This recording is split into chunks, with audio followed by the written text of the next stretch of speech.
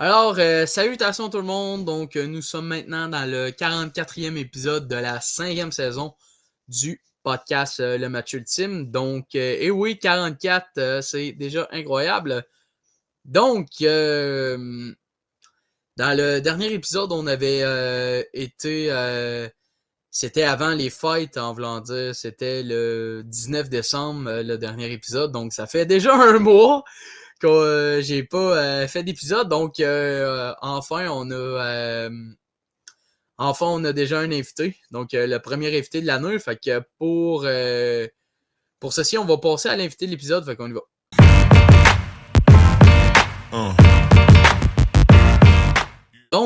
Pour l'invité de l'épisode, on reçoit un assistant directeur général du Crédit Oui. Annonceur pour le bataillon de Saint-Hyacinthe. On reçoit nul autre que Cédric Lortie. Salut Cédric. Salut Johnny, Ça va bien? ça va super bien toi? Ça va super bien. Merci d'avoir accepté l'invitation. Très apprécié pour eux. Merci à toi de l'invitation, très apprécié. C'est bon. Tu peux commencer à te présenter. Mon nom est Cédric Lortie. Je travaille comme assistant directeur général et recruteur en chef du HC Crédit Oui de Sainte-Martine dans la Ligue de hockey senior élite. Je suis aussi annonceur pour le bataillon de Saint-Hyacinthe. Annonceur, je touche aussi à la boxe amateur. J'ai déjà annoncé de la lutte professionnelle aussi. Ils disent en anglais Jacks of all trades. C'est pas mal ça que je suis. OK. Fait que on va commencer par la première question. Je sais que tu as déjà été annonceur pour de la lutte. Ouais. Comment a été ton expérience suite à ça? En fait, c'est un drôle de timing parce que quand j'avais commencé ma première job d'annonceur, c'était dans le Junior 3A pour les défunts Forts de Chambly. C'est un club qui n'existe plus depuis 5-6 ans. On m'avait donné le poste. Finalement, ça n'avait pas. J'avais pas eu vraiment du coaching. Puis finalement, ça n'avait pas marché. Puis c'est correct. J'ai fait autre chose dans le club. Puis je voulais quand même annoncer. Je voulais continuer à annoncer. Puis je suis un amateur de lutte à la base, de lutte professionnelle. Puis j'ai commencé, dans le fond, à aller voir des événements de lutte à Sorel, qui était la XZW. C'est une promotion de Sorel. Finalement, il y a eu un poste pour l'annonceur, puis ça a super bien été. J'ai commencé en 2018. Après ça, j'ai roulé un peu ma bosse dans la lutte indépendante. J'ai pas mal fait le tour du Québec. J'étais allé un peu en Ontario. Après ça, la COVID est arrivée, puis tout ce qui était événement, parce que la lutte à cette époque-là était considérée comme un spectacle. Puis on se souvient que c'était difficile, par exemple, faire des spectacles, du théâtre, quoi que ce soit. Donc, la lutte a été touchée a été touchée énormément. Fait que, j'avais décidé de prendre une pause, puis on n'était pas sûr quand est-ce que ça allait recommencer. Puis finalement, j'ai fait quelques événements. En 2025, j'ai décidé d'arrêter la lutte professionnelle, en fait, pour me concentrer sur des événements, par exemple, dans le hockey, où j'ai recommencé à annoncer pour les riverains du Collège Charlemagne dans la Ligue M18-3A en 2021-2022. Puis après ça, j'étais allé au Collège français, puis il a fallu que je tasse la lutte pour me concentrer sur mes autres projets. Okay. Je sais que tu as été annonceur avec les riverains. Oui. Comment a été, en voulant dire, ton transfert de lutte à Riverain? Je dirais le transfert, il s'est bien passé parce que j'avais déjà fait du hockey. J'avais déjà annoncé. Moi, j'ai commencé à la base. Là, je jouais dans une ligue de garage, puis à un moment donné, il manquait de marqueur, puis je dis, je vais y aller, puis il y a un micro. Fait que j'ai commencé à dire des niaiseries dans le micro, puis j'ai vu que j'ai bien aimé ça. Fait qu'après ça, je me suis dit, je vais m'essayer comme annonceur. Fait que, tu sais, la base, je dirais, d'annoncer les buts, d'annoncer les pénalités, les commanditaires, le moitié-moitié. Tout ça, je l'avais bien. C'était. Puis j'avais essayé comment que je pourrais dire, j'avais une bonne base avec la lutte aussi, par exemple, pour la présentation, ce qui m'a aidé beaucoup. Fait que je dirais, l'adaptation, ça avait très bien été. Puis ben, depuis 2021-2022, écoute, je travaille depuis ce temps-là comme annonceur dans le monde du hockey. Je ne peux pas dire à temps plein parce que j'ai un emploi, là, mais que, par exemple, mes fins de semaine, ben, c'est à l'Arena, puis on annonce du hockey, puis on a bien du fun. Ah, c'est bien ça. Je sais qu'aussi, tu as mentionné que tu as fait 3 ans avec le Collège français de Longueuil. Ouais. Comment quel a été ton meilleur moment suite à ça? Mon meilleur moment, c'est difficile à dire parce que j'ai tellement. Ça a été, je dirais, ça a été les 3 plus belles années que j'ai annoncées, mes 3 plus belles saisons. Moi, j'avais toujours été, par exemple, dans les clubs qui avaient des fiches perdantes, puis que quand c'était le début des séries, ben, ça ne durait pas longtemps, puis après ça, ben, on s'en allait. La saison finissait assez tôt. La première année, par exemple, on s'est rendu en demi-finale. Ça a été une année incroyable. Le plus beau moment, sinon, que je pourrais dire, c'est en demi-finale contre l'année passée, en fait, contre Beauce. C'est Thomas Peake qui avait fait le but il restait 20 secondes au match, le but égalisateur qui nous a amené après ça en prolongation, puis on a closé. En fait, les gars ont closé le deal assez rapidement. Je dirais ça a été vraiment, je dirais, mon plus beau moment parce que l'année qu'on a gagné en 2023-2024, on a gagné à Montmagny, à Côte-du-Sud. Fait que c'est pas moi qui ai annoncé, mais je dirais j'ai eu vraiment des très beaux moments. Puis c'est là aussi que j'ai appris à gagner puis à perdre, surtout parce que, par exemple, la première année, Beauce nous avait sorti au match 7. C'est l'annonceur, s'il est local, c'est lui qu'il faut qu'il dise bonne chance à l'autre équipe. Puis aussi, cette année, Valleyfield, l'an dernier, en fait, quand Valleyfield ils ont gagné aussi, ils ont gagné à Longueuil. Donc, je dirais, j'ai vraiment appris beaucoup de choses à Longueuil. J'ai appris à gagner, j'ai appris à perdre, puis aussi à annoncer dans ces situations-là. Je pense que c'est pas donné à tout le monde, à tous les annonceurs, là, je dirais, d'avoir des situations comme ça. Moi, ça m'a permis de grandir très rapidement, d'apprendre de mes erreurs. Puis pour ça, je vais toujours être reconnaissant envers le Collège français.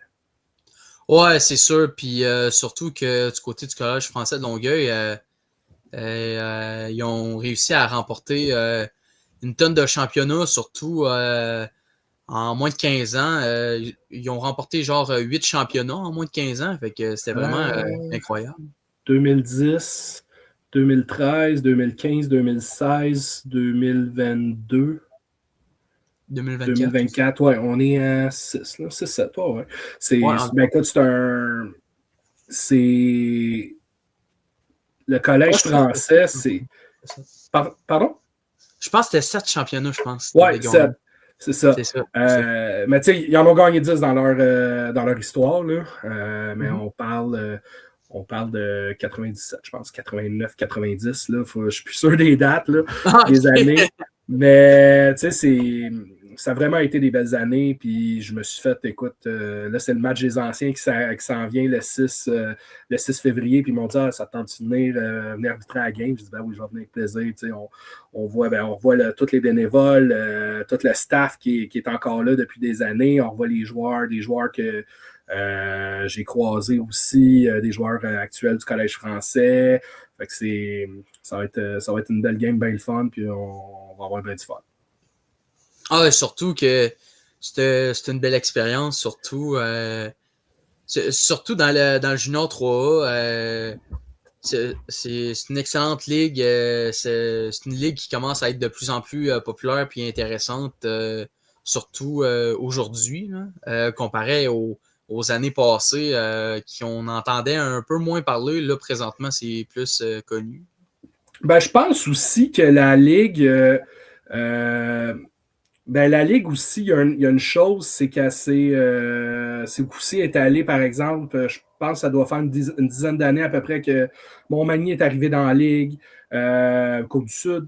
Beauce est Ouais. arrivé dans la Ligue aussi. Fait que c'est une Ligue, je pense, qui touchait plus à l'époque, à part peut-être Princeville, il y avait Gatineau, il y avait aussi dans le temps, il y a eu Saint-Félicien au Lac-Saint-Jean. C'était une ligue qui était. C'est une ligue aussi qui était très centrée sur Montréal. D'ailleurs, la plupart des clubs de la ligue viennent de la très grande région de Montréal. Puis sinon, ben, on parle par exemple de Granby, dans les cantons de l'Est. On parle de Saint-Jérôme aussi, par exemple dans les Laurentides. C'est une Sherbrooke. ligue, je pense, qui avait besoin d'une expansion, surtout pour les joueurs. Surtout pour les joueurs d'âge junior, parce que oui, tu ne fais pas le junior majeur. Le collégial, ça devient peut-être pas nécessairement une option si tu as le talent pour aller jouer dans le junior 3A. Fait que, c'est une ligue qui vraiment expand, là, je dirais en anglais, là, au Québec. Puis c'est très, très bon aussi, je veux dire, pour la Ligue. Je sais que dans le coin de Québec, écoute, du hockey, c'est pas ça qui manque. Là. Deux clubs midget 3A, des clubs collégiaux.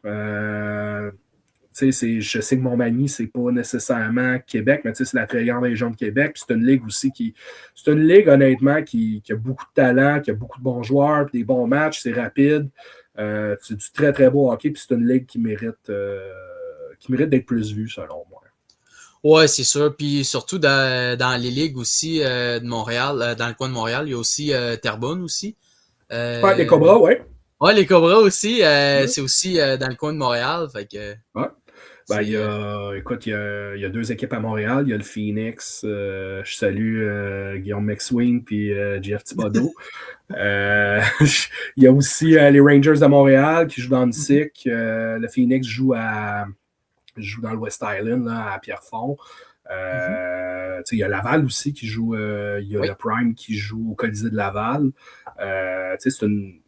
Honnêtement, c'est une belle ligue aussi pour des gars de Montréal aussi qui peuvent jouer du bon hockey sans nécessairement aller en famille de pension ou quoi que ce soit. Fait que, puis qui peuvent bien mixer leur étude. Puis aussi la Ligue, je pense que depuis quelques années, mise beaucoup plus sur les aspects études, puis pousser les joueurs à aller jouer par la suite CIS, là, par exemple, Universitaire canadienne. Oui, vraiment. On va continuer maintenant dans la prochaine question. Je sais qu'aussi, tu as annoncé la boxe. Oui. Est-ce qu'il y a. Est-ce que tu as une préférence entre la boxe, la lutte et le hockey côté annonceur ou t'as pas de préférence? C'est que c'est trois choses qui sont différentes. Je dirais c'est toujours un plaisir pour moi d'annoncer peu importe le sport. J'ai eu un match aussi avec les géants du cégep de Saint-Jean-sur-le-Chalier au football, puis j'ai adoré mon expérience. Je dirais c'est différent parce que la lutte, ben écoute, on le sait, c'est prédéterminé. Ouais, c'est ça. Je dirais, mettons, tu me dirais la lutte, ben, je finis mon spectacle, OK, personne n'est blessé, OK, on va aller, on va aller souper, on va aller prendre une bière, on relaxe, puis après ça, on s'en va, parce que souvent, tu as beaucoup de routes à faire pour la lutte. Ouais, La boxe, ouais, c'est ça, souvent, c'est pas tout le temps qu'ils payent les hôtels, malheureusement. Souvent, sinon, je dirais la boxe, c'est le fun. Ça amène tu sens la tension, je dirais, avant l'annonce pendant la présentation du combat, je veux dire, l'annonce du combat, présenter les boxeurs, les athlètes, c'est différent parce que tu sens qu'une. Je sais pas comment le dire, mais il y a comme une genre de tension. Tu sais, le monde sont.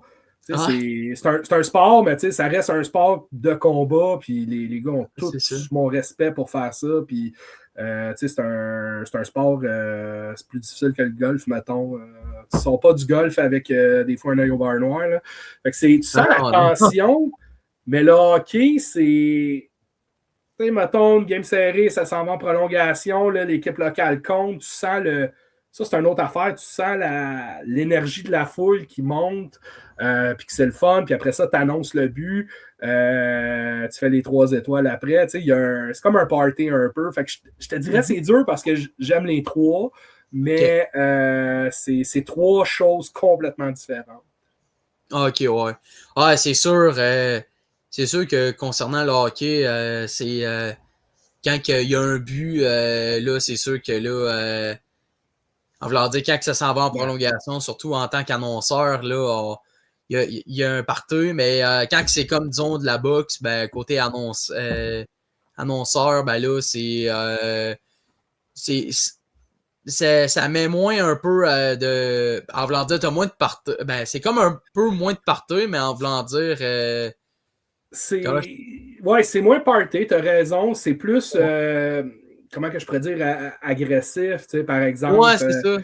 Dans le coin rouge, il vient de Drummondville, Johnny Levi. Tu sens plus la tension, tu vas plus pousser l'animosité, mettons. Puis ouais, c'est ça. Mais écoute, c'est ça aussi l'avantage que j'ai comme annonceur, c'est que moi, je le dis toujours, peu importe l'espace, c'est toujours moi qui ai les meilleurs billets pour regarder la game aussi. Oui, je travaille, mais aussi, en même temps, j'apprécie le sport que j'annonce grandement. Puis, mon billet ne me coûte rien, puis on me donne un petit quelque chose aussi en même temps pour annoncer. Fait que c'est toujours un plaisir pour moi. Ben oui, c'est sûr. Côté annonceur, je sais que tu es annonceur pour le bataillon de Saint-Hyacinthe dans la LNAH. Comment, en voulant dire, qu'est-ce que tu apportes avec cette organisation-là en tant qu'annonceur? Ben, en fait, faut revenir en fait à quand ils m'ont offert le poste. On m'a offert le poste, dans le fond, l'été dernier.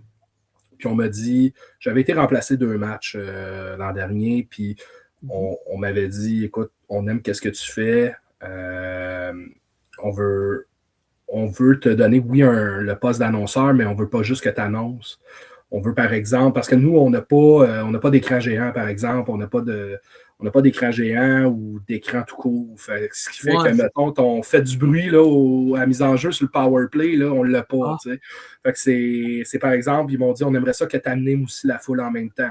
Je dirais, mon travail est peut-être 80% annoncé, 20% qui est à faire de l'animation de foule, une grosse mise en jeu importante. Écoute, on perd par un but, il reste 1 minute et demie, mise en jeu en zone offensive. Là, j'étais avec mon DJ Martin, puis on va dire, écoute, c'est le temps de faire du bruit, puis on va donner de l'énergie. On va essayer de donner plus d'énergie aux joueurs pour qu'ils aillent chercher le but. C'est ça qu'on m'avait dit. On a dit, on veut que tu amènes cet élément-là dans nos matchs locaux. Fait que c'est ça, je dirais que ça l'a amené pour moi, puis que ça l'amène. C'est oui, c'est d'annoncer, mais on n'a pas les ressources, en fait, comme par exemple le junior majeur, la Ligue américaine, la Ligue nationale. On n'a pas les mêmes ressources, on n'a pas d'écran, on n'a pas de post-production. Fait que c'est à l'annonceur aussi de le faire puis à mettre de l'ambiance dans la foule. Puis c'est ça qu'ils m'ont demandé que j'amène. Puis jusqu'à présent, je pense que ça va très, très bien. Puis on va continuer à faire qu'est-ce qui fonctionne bien. Oh, ouais, c'est sûr. Puis c'est sûr que dans la JMQ aussi, en tant quand tu es annonceur dans la LHJMQ, c'est sûr que tu as un peu d'avantage aussi, surtout avec les écrans pour voir. Mais c'est sûr qu'en même temps, dans la LNAH, c'est sûr que tu peux amener de quoi de super intéressant aussi. Puis c'est ça qui est bon, par exemple, aussi. Hein. Oui, ben c'est sûr. Écoute, là, je crois que la seule équipe qui a un écran, vraiment, c'est Laval. Je suis allé. C'est ça que ça m'a fait réaliser un peu parce que tu sais, quand tu es au Québec, tu es dans ta petite bulle. Tu fais tes affaires à ta manière, puis tout est correct. Puis je suis allé l'été dernier, je suis allé ça s'appelle le PAA Summit. C'était une convention d'annonceurs maison en Caroline du Nord. Dans le coin de Greensboro, c'est que j'ai rencontré J'ai rencontré beaucoup d'annonceurs de Division 1. Je pense à Joe Christie qui fait lui, il annonce à Wake Forest le basketball et le soccer. C'est une école Division 1. Je pense, j'ai rencontré l'annonceur des Panthers de la Caroline là-bas. Dans la NFL, j'ai rencontré des annonceurs. Je pense à Wade Minter, qui est l'annonceur aussi des Hurricanes de la Caroline. J'ai eu un Zoom call avec lui quand je suis revenu parce que malheureusement, il n'était pas là. Puis c'est vraiment de. C'est là que je me suis rendu compte que même il y a certaines écoles secondaires aux États-Unis qui ont des Jumbotrons, qui ont des écrans géants, puis nous autres, moi j'arrive, puis ils nous en parlent, comment que ça fonctionne là-bas. Honnêtement, on n'a pas d'écran, on n'a rien pantoute, fait que c'est moi qui fais pas mal tout, c'est là que tu te rends compte qu'il y a beaucoup d'annonceurs, par exemple dans la nord-américaine, dans les ligues Midget 3A, il y a quelques équipes, je crois, qui ont des écrans géants dans le Midget 3A. Les Riverains, ils en ont une. Ils en ont une petite au milieu au Sportium, entre les deux bancs. Fait que, c'est là qu'on se rend compte qu'on fait plus que, par exemple, juste annoncer parce qu'on veut donner de l'ambiance dans l'aréna. On veut amener les gens avec nous. Puis souvent, c'est le travail de l'annonceur. Puis on travaille fort pour amener tous ces gens-là à faire du bruit puis à avoir du plaisir à l'aréna. Puis qu'ils partent avec un sourire malgré la victoire comme défaite. Oh, c'est sûr, c'est sûr.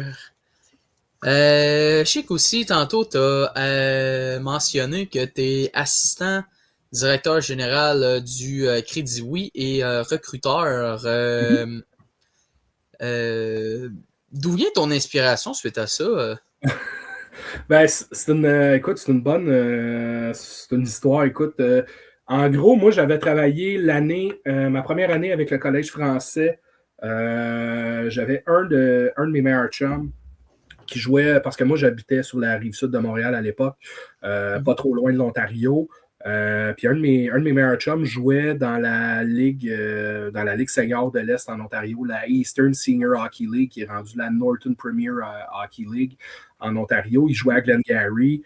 Il m'appelle pendant l'été, il me dit viens au tournoi de golf, je vais te faire rencontrer du monde, puis il cherche un annonceur en plus. Je suis comme OK, c'est bon, je vais y aller. Puis en même temps, je voulais le faire en anglais, puis j'ai resté là une demi-saison. Après ça, ils ont décidé de prendre quelqu'un de local là, pour faire ça. Puis c'est là que j'ai rencontré Mario Duquette, qui est en fait lui qui a parti le projet à Sainte-Martine. Pendant le off-season, il a commencé à en parler. Il sortait dans les médias, puis j'avais déjà discuté avec lui. Puis je dis écoute, s'il y a quoi que ce soit, je peux t'aider, n'hésite pas, je suis là, puis il m'a embarqué tout de suite dans le projet. C'est devenu un de mes meilleurs chums depuis ce temps-là. Puis on se parle 4-5 fois par jour minimum. Puis c'est là qu'il m'a amené dans le fond. Excuse-moi, j'allais interviewer. OK, c'est bon. Fait que puis c'est lui qui a.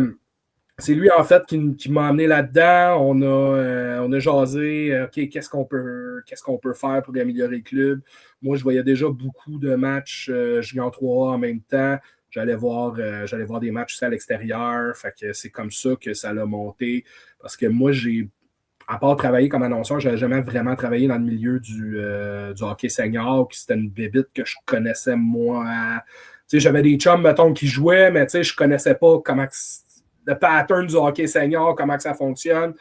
Il ne faut pas que tu oublies, nous autres, en termes de hockey senior, la LHSE, on est la 3e ligue au Québec. Tu as la nord-américaine, tu as le senior 3A, tu as la LHSE.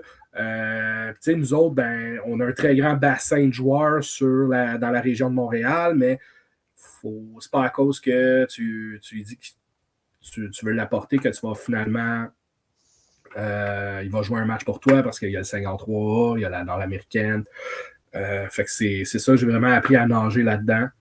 Puis aussi, c'est comme ça que ça s'est déroulé. Puis par la suite, c'est maintenant ma 3e saison avec la chez Crédit Oui à Sainte-Martine. Puis on a beaucoup de plaisir. OK. Je sais qu'aussi, l'année passée, tu as remporté un championnat avec le Crédit Oui. Ouais. Comment était ta sensation suite à ce championnat? Euh, écoute, qu'est-ce qui s'est passé? C'est que là, on jouait le match numéro 6 à Saint-Jean-sur-Richelieu, d'où je viens, Ok. au Colisée. Puis on a compté en prolongation. Puis moi, je vais être honnête, au Colisée, dans le fond, il y a comme une genre de passerelle tout alentour de la patinoire que tu peux marcher. Ça peut-être, puis tu as les estrades un peu plus haut. Puis sauter, c'est à peu près 6 pieds. Là. Quand j'ai joué toute mon mineur là-bas, je connais l'aréna par cœur.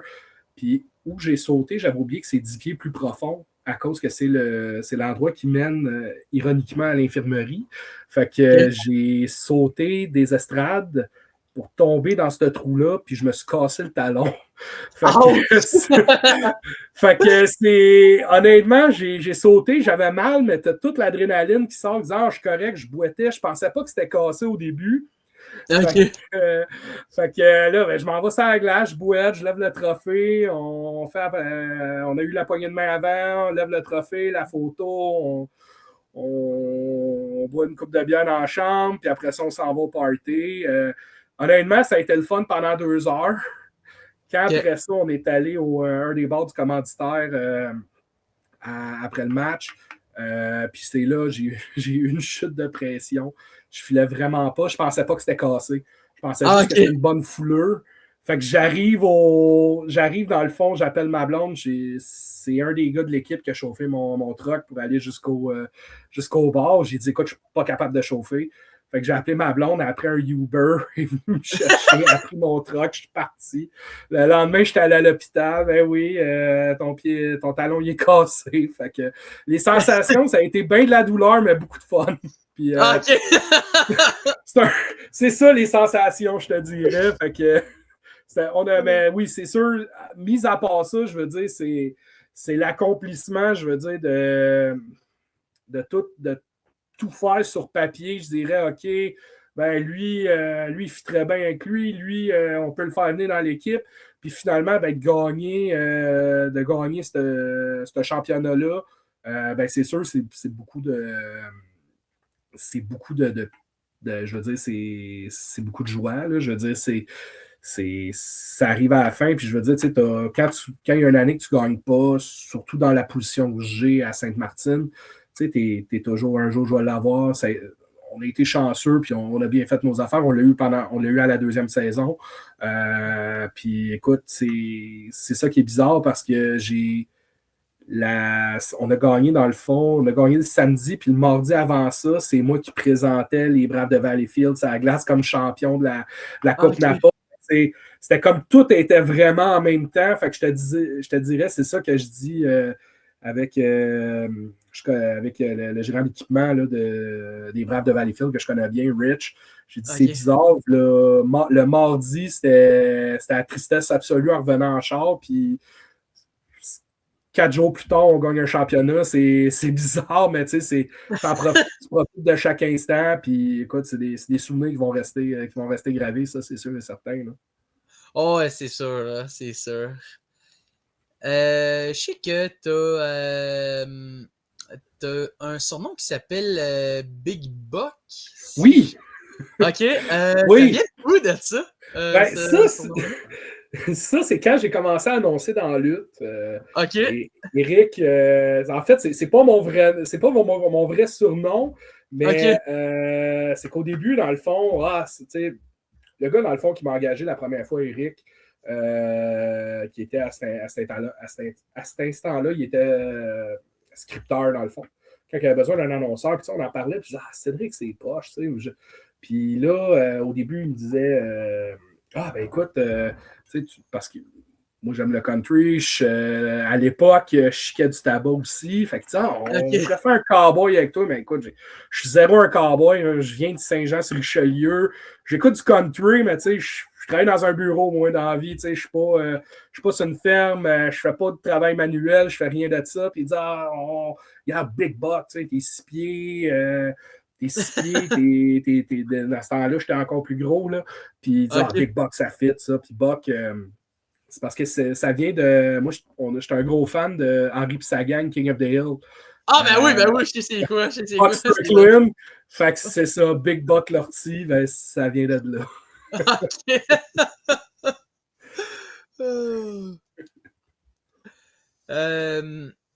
Quel conseil tu donnerais aux jeunes qui commencent à être annonceurs?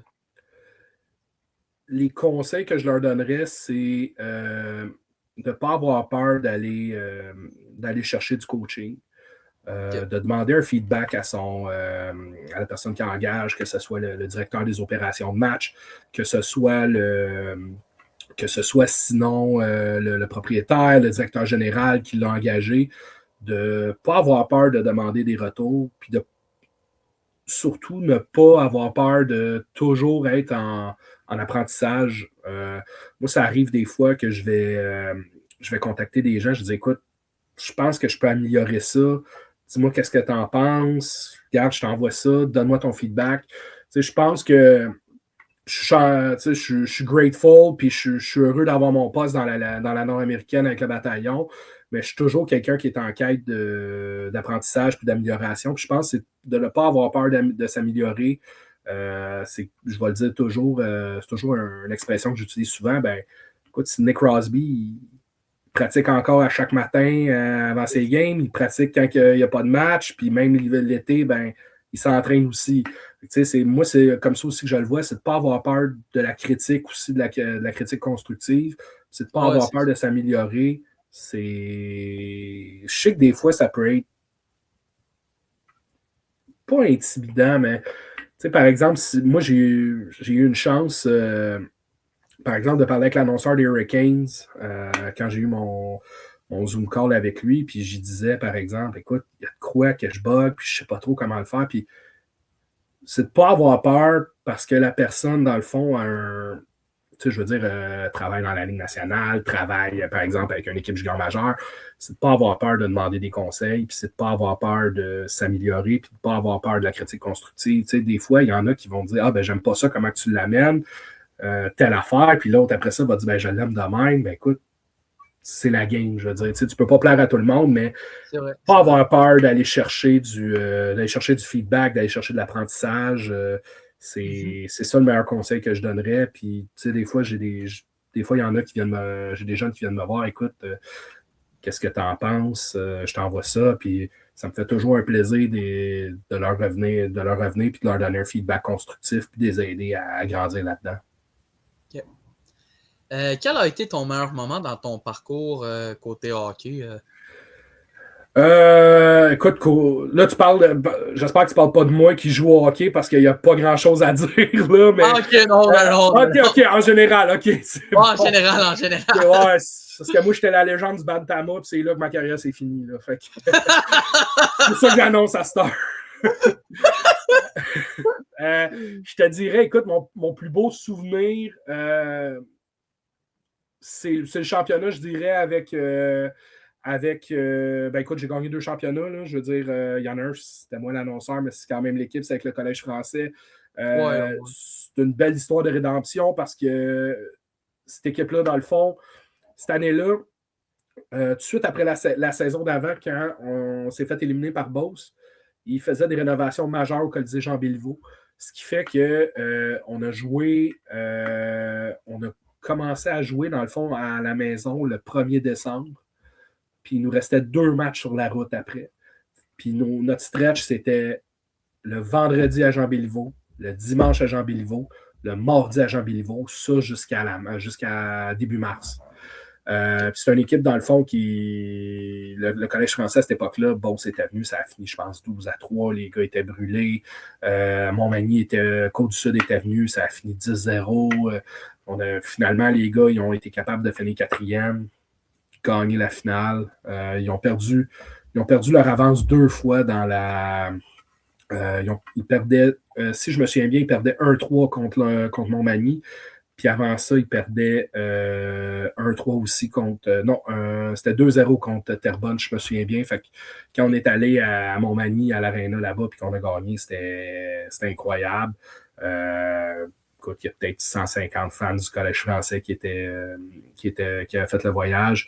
Sinon, je te dirais aussi, tous l'autre championnat aussi que j'ai gagné avec la Chez Crédit Oui, c'est ça mon plus beau moment, malgré mon talon.